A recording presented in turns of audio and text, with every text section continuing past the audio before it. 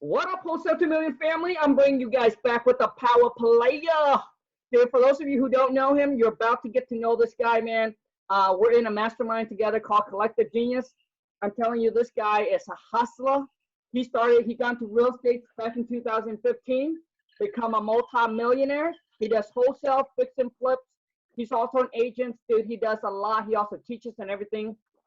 But I'm going to have him jump on and share with you guys his stories. We're going to talk about the whole COVID-19 corona, what's going around with the market, how it's going to affect the real estate market, what you guys need to do to stay on top of your game so you can still make that money. Anyways, you guys, put your hands and thumbs together. Help me bring on Ryan from Las Vegas. What's up? What's up? Happy to be here, dude. Yeah, man, dude. Thank you so much, man, for taking time to jump on. I know you're extremely busy. You are a husband, a father, a serial entrepreneur, a goal-getter, a true hustler. So, Ryan, if you don't mind, man, sharing with the audience kind of a little bit of your background and your story a little bit, man. Connect us, dude. Yeah, man. So born and raised here in Vegas, grew up playing baseball. I didn't really do anything else. I was just trying to play baseball and get to the big leagues. And I got pretty far, ended up being really good in high school, got a scholarship, was good in college, got drafted by the Oakland A's. And that was back in 2010. So, I was pretty much living out my dream as I saw fit, up until my 20s. And eventually, in the minor leagues, you don't get paid very much money. So I had to get a job in the off season, and that job was being a realtor. So I got licensed in 2010 as a 20-year-old, and, didn't really take it too seriously. I sold a couple houses, but baseball was the focus. And, after a couple of years playing minor league baseball and a couple of years of being a realtor, I realized a few things. Number one, I hated being a realtor.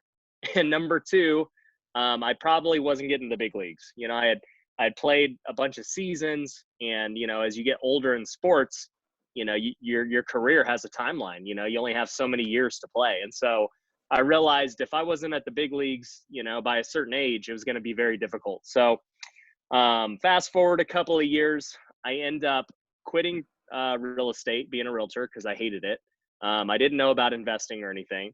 So I was just doing side hustles to support the family. I had a young wife. She had just turned 21 when we got married. I was 24. So to support the family, since I sucked as being an agent, I was just selling couches and appliances and cell phones and anything you could sell on Craigslist. So that was how I got my start flipping, was just random crap that I could buy. And, I was still playing baseball at the time, trying to get the dream, but I knew that it kind of wasn't going to happen. So, I don't want to go super in depth on the story, but I had a calling from God on our first anniversary together. We were on a road trip, or not a road trip, but we were on vacation in New Orleans. And, I just kind of prayed, and I was like, what do you want me to do? Like, if it's not baseball and it's not real estate, and I don't want to, flip couches my whole life, like, what am I supposed to do with my life? And he revealed it to me. We ended up immediately seeing this commercial for like flipping houses. And I was like, you know what? Like, I think I could flip houses. Like, I'm good at flipping other stuff. Why couldn't I flip a house? Like, I know exactly what it's worth. I know if I'm getting a good deal. And the problem was I didn't have any money. And so I didn't know what wholesaling was. I just figured I had to figure out, where do I get, $200,000 to go buy a house? And from that, I did research and I learned about hard money lenders. And that was the big light bulb for me. I was like, oh man, like, these guys will lend, if I find a good deal. And so I did. I came back from that road trip, or that vacation, and within 3 weeks, I found our first deal. And, that was the start of it. I ended up maxing out my credit cards, to use it as a down payment. And I bought our first flip in the very beginning of 2015. Luckily, I got a good deal, and we made $25,000 on the flip. And I just kept it going. I kept maxing out my credit cards, kept using hard money, and, the rest is history. Now we're 6 years into being an investor, and things are much different. Well, dude, Ryan, first of all, man, I want to say congrats. For those of you, this is also my first time hearing Ryan stories like this. So that's pretty cool, man. That's an awesome story, man. Very inspiring. So, Ryan, let me ask you, bro. So let's talk about your first deal. How do you got it? Yeah, the MLS. That first one, I didn't really know what wholesalers were at the time. I had read about it and I couldn't even comprehend it because like I read the book, I'm like, wholesale, like are they talking about Costco? Like what are they talking about? And they're like, yeah, you don't need to buy the property, you just find a deal. And I'm like, I don't get it. How does that work? And so I still just didn't even get it. And I was like, I'll just find a good deal off the MLS. So I did. I found a deal on the MLS for $99,000, and it didn't need any work. It was just severely underpriced. And so I bought it, got a commission on it too. So I got it for like 96,000 all in, put a couple $1,000 into it. A week later, we put it on the market and I got a full price offer first day for 135. And, sold that thing pretty quick. They got a loan. And dude, I mean, the rest was history. I also bought another one during that time too, that had a tenant in it. So even though I actually bought the other one first. So I guess the other one would have technically been my first flip, but my second one sold way before it, the one I just talked about, because it didn't need work. It didn't have a tenant. It was vacant. And it sold super quick. But the one with the tenant, I made a ton of mistakes on. I evicted them. I then did like a very poor rehab on it, didn't know what I was doing. And it took probably like 6 months to sell it, but we still made 15 grand on that. So it was all good. Good, man. Okay. You guys, for those of you who don't know, like back in 2000, I think like 12, 13, 14, when it gets to like 15, it's a little bit harder to get deals off the MLS. I mean, listen, man, there's always going to be deals everywhere. Like if you hustle hard enough. I'm just saying, back in like 12 and 13, like you can actually get deals from the MLS. So now here's my question. To you, Ryan. This one that came from the MLS, man, how long was it on the market for? I remember it being on the market for a couple of days. It wasn't like on it for like, nothing. Like people, it was there for anyone to buy, but nobody.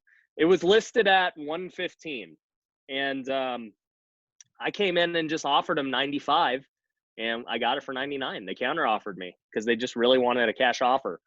And I've bought, I've probably bought 350 to 400 homes at this time. And I would say, I just had to guess, 150 of them off the MLS. So there are a ton, and I still buy off the MLS. They're just there. They're free. You just have to, make offers. That's what it comes down to, is making a lot of offers. Got it. So you guys, those of you who's watching me, I'm gonna I'm gonna dive into this a little bit more, because right now I think with the whole COVID-19, with buyers are backing out on stuff. I also see there's opportunities that's on the MLS because sellers are getting motivated. So Ryan, let's talk about this, man. So it was on MLS for a couple of days. See, a lot of time I think most people are afraid, or they're assuming or overthinking and not putting in the offer because they feel like, hey, it's asking 115. At 115, it doesn't make any sense. It's new on the market. They're not going to accept my offer at 90, 95, whatever the case may be. Here, Ryan, at his 20-something, go ahead and shoot in the offer, and hey, he happens to land a seller that was motivated to sell the property. Right, 100%. Yep. I mean, you got to just make offers, and we've made them where we thought there was no way they would take it. They're listed at 200, and they go and take 140. Like, it happens. It really does, and it happens if they're on the market first day, and it also happens if they've been on the market 6 months. Like, I see motivation both ways. There's a lot of sellers who immediately, if they get an offer within an hour, they don't even realize that, other offers are coming that will be higher. They'll just take that first offer. And then I get sellers who, they've been on the market for 4 months, 5 months, and they're at this point, even though they're still listed at 200, they will take a very low offer because they just don't care anymore. They're over it. Got it, man, dude. So, see, a lot of times, I think with some of my other interview, people don't talk about getting deals on the MLS like this. So I'm so glad that Ryan bring this up, man, because I think, see, the thing is, like, to me too, like what Ryan just mentioned, when it's new on the market, I typically go for something that's older. So this opens up, you know, opportunities for those of you who's watching this. Man, it doesn't need to be old. Just like what Ryan is saying, it's a lot of time is that I think for most wholesaler or investor, they are afraid to make the low ball offer. They're afraid to make the low offer and having the agents come back and basically saying, oh, are you kidding me? F off, you know. So don't assume, just like what Ryan said, dude, don't assume, just makes offer. I mean, that's the whole thing in real estate, especially if you're finding deals on the MLS, man. You just got to make a lot of offer. So Ryan, Right. I know, so at this time, man, do you have your realtor license? No, so I actually gave up my license a little over a year ago, but I do own a real estate brokerage. So I was licensed for 9 years, I think, right around there. And you know, obviously I wasn't showing clients houses and doing listings. Like, I was outsourcing everything. If I got a lead that, you know, somebody wanted to buy a home, I would just refer it to one of my agents. And all of our flips, I don't list them. You know, my broker lists them. And so I just didn't have a need for it. And, you know, anything I do want to do, I have a team of realtors who can do it. So I don't personally need it. Got it. So now, Ryan, for let's just say for the people that are listening, and they want to start putting offer on the MLS, and I get this question a lot, bro. It's like, hey, but most realtors wants proof of funds. Right. And that's tough. And that was something I had to deal with too for the first like 2-3 years. I mean, I did not have money in the bank to show. I mean, even when I was still making, you know, I had made a few $100,000, but you know, when you're flipping, you reinvest that into the next deal. You keep rolling it over. And so my bank account was always low. And so I could never show proof of funds. And the way I beat it was I just got a hard money loan, and I'd have them write basically a pre-qualification letter saying that, hey, you know, Ryan is qualified to buy this property and we can close in less than 14 days. You know, this is as good as cash. And, you know, that worked. That worked then. And, you know, now thankfully we do have proof of funds, but I would just say that, you know, get a letter from your hard money lender. Got it. Done. Good tip, bro. All right. So Ryan, okay, man, I kind of want to know where you're at right now with kind of your business. Like, I know you're doing a lot of stuff, bro. So let's talk about it. Right. So as far as investing goes, we do all three. We do wholesaling, we do fix and flip, we do buy and hold. You know, on the wholesaling fix and flip side, we do about 10 deals a month. The majority of that we do buy ourselves. We will wholesale a couple of them. On the buy and hold side, I had about 30 rentals, and I'm now starting to liquidate some of them with what's going on with Corona and everything. I think there's a lot of different opportunities, so I want to be more liquid and kind of build my portfolio the way I want to build it these next couple of years. Because I got a 10-unit apartment that's like in the hood and kind of a headache, so it's not a bad time to unload that and be done with it. So I've got the rentals, I've got Airbnbs. We've got about 7 or 8 of those in Big Bear, California, and those are great. They're not great right now because no one can travel, but yeah, they were great, and they'll be good long term. So yeah, we do all that. You know, I think right now we have around 40 active flips going on, and we've been anywhere up to like 70 at a time. And so that's anywhere in the process, whether it's being renovated, whether it's on the market, whether it's in escrow to sell. So we've learned to manage how to do a big flip operation. That's kind of what I teach people in my other business, Future Flipper, which is a coaching program for people who want to flip or wholesale, you know, because most people don't teach how to flip. You know, most are teaching wholesale or Airbnb or whatever. And we do those things too, but very few people have gotten to the level of being able to flip 70 homes at a time. So yeah, that's kind of why that's why our coaching program's a little different. So that's a whole nother business in itself. As I mentioned, we've got a real estate brokerage here in Vegas, and that is very good. We've had that for a couple of years, and we've got about 50 agents there, and a lot of them are very investment minded. We got a lot of wholesalers who are agents. We got a lot of flippers who are agents. So it's great. We're moving into a new office next month, so we're excited about that. And then my last business is my CPA company, True Books, which is the hat I'm wearing. And we just started that this year. Me and my accountant, we decided that all these things we were doing for our own taxes, other real estate investors and realtors could benefit from them, because we've done a lot of different tax strategy to avoid, paying as much as we can in taxes, and, bookkeeping and people.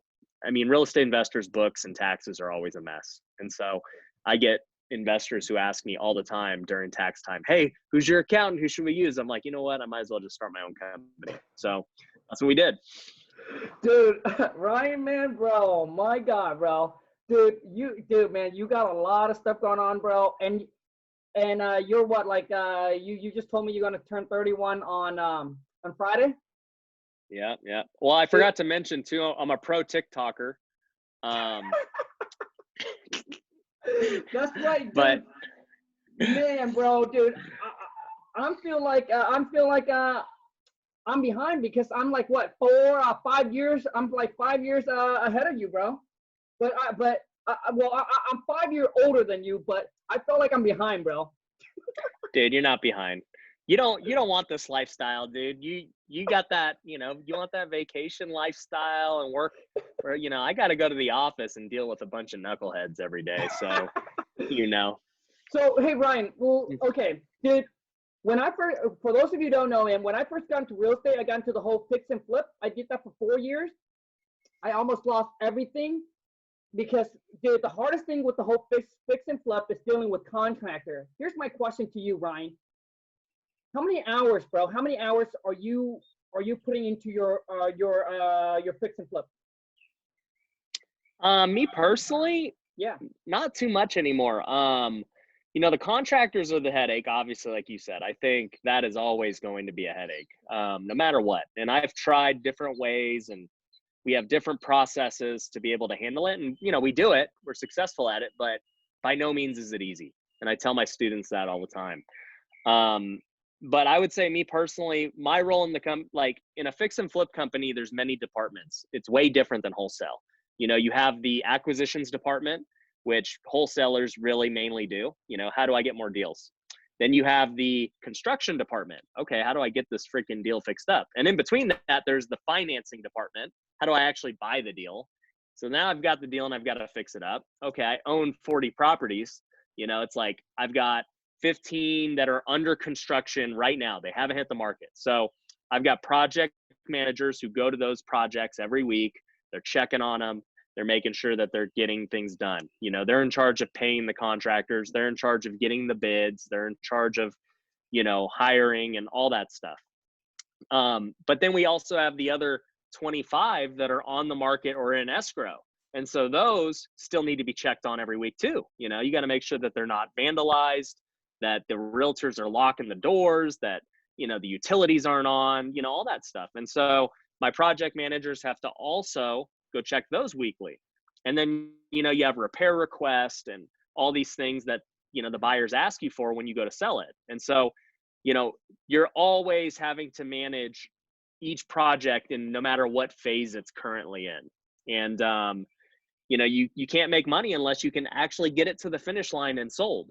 And so a big bottleneck for us has been, at one point, like, we would have these projects fixed, but then we'd have this big delay on repair requests, because no matter how nice you fix up a house, buyers always want repairs. There's just always something, especially with older homes that, we typically fix and flip.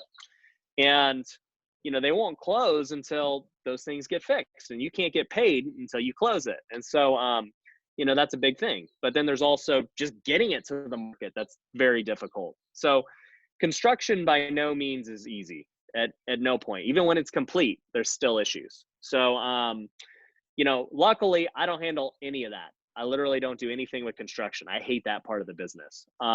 So my project managers, they're fully responsible for seeing that property through. You know, even before this, I didn't really handle acquisitions anymore either. You know, my acquisitions team, they're talking to sellers, you know, they're the wholesalers who send us deals and everything. That would be kind of what I would do. I would just look up deals that wholesalers send me, you know, say yes or no. That was kind of essentially my role, saying yes or no to deals. You know, when we go to sell them, my listing agent, he handles all the stuff with selling it. I don't have to negotiate. I don't have to, you know, do any of the crap that goes with selling it. He does it all. So before, 2 months ago, I was just kind of at the top saying yes or no to deals, and then just kind of like making sure that things were moving. You know, if we're not getting projects done, I'm like, hey guys, what's going on here? Why are we not getting it done? But I kind of transitioned out of that because, you know, number one, I didn't enjoy just being a manager. I mean, being a manager is kind of boring and lame. And, you know, it's not the best use of my skills because I can hire someone to go manage my company. That's not hard. It's not hard to go make sure that, you know, projects are getting done and that, you know, we're hitting our numbers and all that stuff. That I can hire someone to do that. What I can't hire is somebody to go out and negotiate the best possible deals. And that's what I'm really good at. I'm a good negotiator. I'm a good sales guy. And if we go on a seller appointment, you better believe that I'm probably going to close them. And I'm probably going to get a better deal than someone else I would hire, right? And so I looked at it and I said, well, you know, in January, we weren't getting a lot of deals. And I said, let's blow it up. Let's try it where I go on appointments. Let's see how good I do. And so I started going on appointments and I locked up, I think it was like $250,000 in potential profit in my first month. Like that was just deals we were going to buy to fix and flip, deals that we're going to wholesale, you know, whatever the case may be. And I was like, dude, I can't go make $250,000 like being a man. Like I can go hire somebody to be a manager, you know, but I cannot find somebody who's as good as me to go on appointments. So, you know, now I go on appointments and I like it because I know it makes a lot of money and it's also fun. I like negotiating with sellers and doing deals way more than I like managing. Unfortunately, right now, I can't really go on appointments too much. You know, people don't want people coming in their homes. And so, you know, we're not doing as good anymore because we're not able to, you know, get me in those homes.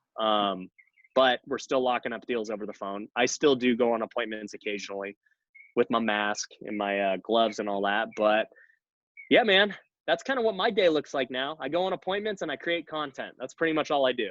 I love it, man. So you guys, the reason why I bring this up and ask Ryan this questions, because for those of you who want to go into the whole fix and flip game, and if you follow me, you know, right?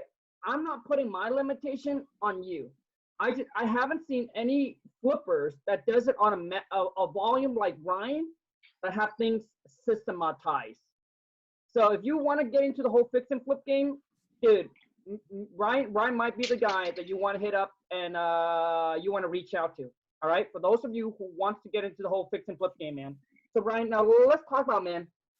Let's talk about the whole with the market right now, bro. With what are we seeing with the market on the fix and flip side? No, yeah, well, the thing is right now with everyone saying, hey, with the market being what it is people still buying. Yeah, that's the hard part. Many people are not buying right now, especially fix and flippers. And so I think it's going to be tough for wholesalers to sell their deals. And I don't know how, you know, I'd be curious to hear you on, you know, how it has been selling your deals. But I know that many of the wholesalers that I used to buy from are not really even marketing much anymore because they can't make enough money on their wholesale fee to justify the marketing. And I just know that I'm offering way less than I was before. Obviously, I'm still buying, but you know, I'm offering 10% less than I would have offered a month ago, 2 months ago. And it's tough to, you know, get those kind of spreads that you're looking for because all these sellers aren't like, you know, just giving their homes away right now. You know, they're still thinking, hey, this is going to blow over. You know, I'm not selling my home that cheap. So we're in a weird period right now where things are kind of difficult to get deals for everyone. But, I know that the deals I'm buying are way better deals than I've had the last 2 months, because I literally have no competition. Other flippers aren't buying, other wholesalers aren't marketing as much. So when we do talk to a seller, there's not like all these offers anymore. The iBuyers are gone. So, the deals we do get are much better. Now, when I go to sell them, who knows if they're going to even be good deals when I got to sell them, because, 3-4 months down the road from here, things could be way worse and I might be holding a bunch of bad deals. But things could remain the same, and I got a bunch of killer deals, and now I'm going to, make a lot. Ryan, I mean, dude, I appreciate the transparency and the honesty, bro. Like, yeah, I appreciate that, dude. So now a lot of you are in where you are concerned, hey, well, maybe we can get to see Ryan's kid. Yeah, Ryan. We're going to see him. He just walked up to me. There he is. Oh, so what's his name, bro? JP, James Paul. JP. I like that, bro. Yep. So Yeah. now, Ryan, I mean, obviously you guys, you guys, listen, man. I think that right now there's pros and there's cons. Yes, just what Ryan said, there are buyers that are afraid to buy, that they're going to wait out, right? I mean, on our end, dude, I mean, yes, we have decreased our marketing. So we used to spend about 30 to 40 per month, right? 30, 40 G's a month on marketing. Dude, we have decreased that to like, I think we're right about like 12 or 15K now, because we start hitting up where we used to not reach out to realtors. We used to stop the whole like making offer on the MLS.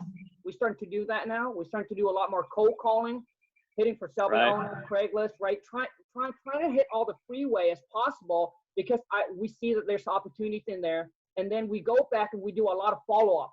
We do a lot of follow-up on our old leads, right? Because seller now, seller now are also in that period. Some seller will wait, but there are seller, there's always two things, right? There's seller that will wait it out. There's seller that say, hey, this might get worse. Boom. So they're ready to sell it at a discount, even taking or wait, and they might possibly take even a bigger loss. So yeah, Ryan, definitely. Now let me ask you, bro. So for those that are like wanting to jump in, I know people ask me, Khang, should I just wait or should I just jump in at this time? Dude, I mean, it's never a bad time to jump in. I mean, I know so many people, this is a question I get, and you get it like you just said, is like, should I buy a house right now with everything going on? I'm like, dude, anything's a good deal. Like, as long as the numbers are good. Like, it doesn't matter if, prices are going down or if prices are going up. Like, if you had a house that is worth $200,000 and someone wanted to sell you it for $70,000, like, are you really concerned if prices are going down? No. Like, so I think there's never too late of a time to get, I mean, never like a perfect time, like get started today. The other part of that too is, even if I'm talking in the scenario of a flipper, right? We have to bear the risk when we go to sell it. But, that same scenario, if you're a wholesaler and somebody wants to sell you something for 70 grand, you can go sell it for 100 grand. Why would you not get started? Like, people are out there willing to do that at any time, good or bad. I agree 100%, man. All right, dude. So the thing is, man, I think we are going to wrap this up. If you guys have any questions, just comment below, and Ryan and I will be more than happy to answer. But it seems like Ryan got to hop on and do his thing, man. So Ryan, how do people connect with you, bro? Yeah, so I'm just starting the YouTube channel and really trying to build that. So you got to just search my name, Ryan Pineda. You will find my YouTube channel. Other than that, you can follow me on any social media platform, Instagram, Facebook, TikTok, at All-Star Investor. And YouTube channel probably has that link too. So yeah, that's the best way to find me. I'm awesome, definitely send you guys a response or DM, or, we're pretty responsive. So the thing, you guys, I'll put all that, a link to Ryan right below in the descriptions. If you guys got any deals in Las Vegas, right, Ryan? Las Vegas or Tucson. You would love to take a look at it and buy it, right? That's right. I'll buy anything. The numbers make sense. There you go, man. I mean, you guys are looking for buying in Las Vegas? There you go. If you guys want to connect with Ryan, reach out. Dude, I know Ryan is a go-giver, man. So hit him up, and I'll make sure all the link is right below. Any questions, comment below. Ryan and I will be more than happy to answer it.